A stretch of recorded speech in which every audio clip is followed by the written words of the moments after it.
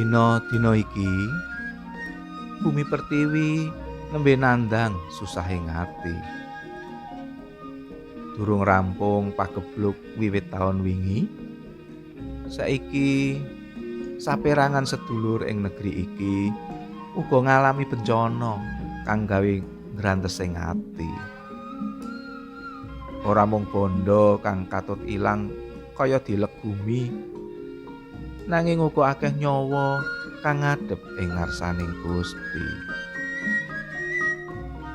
Lur, kedaden kang ana ing donya pancen isa nggawe netesing eluh ning mata.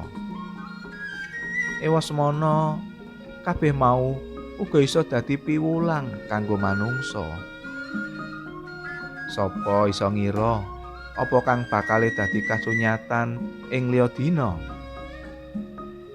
Ora ana siji-siji manungsa kang isa mesthekno apa kang bakal dadi lelakon sira. Aja nyangka yen urip kuwi tansah sukurena tanpa ana bencana lan cilaka.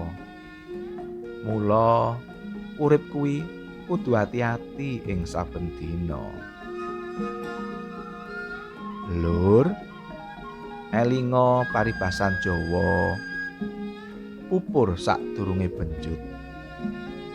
Kang ngelingake awake dhewe supaya ngati-ngati sadurunge cilaka ngampiri uripe. Ing kasunyatane pancen ana uga bencana lan cilaka kang sejatine amarga awake dhewe kurang ati-ati ing tumindake.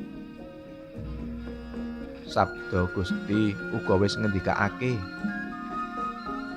sapa sing rumangsa wis jejeg ngadege, padha sing ati-ati supaya aja nganti tiba uripe. Mula lur, ayo uripe padha ditata. Duwenono ati kang wicaksana, satemah isa urip ngati-ati saben dina lan diadohke saka cilaka. Aja lali ndedonga nyuwun karo Sing Maha Kuwasa. Mugia pagebluk lan bencana enggal sirna.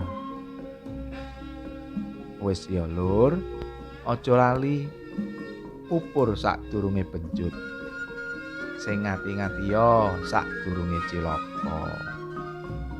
Wis ya lur, aku pamit.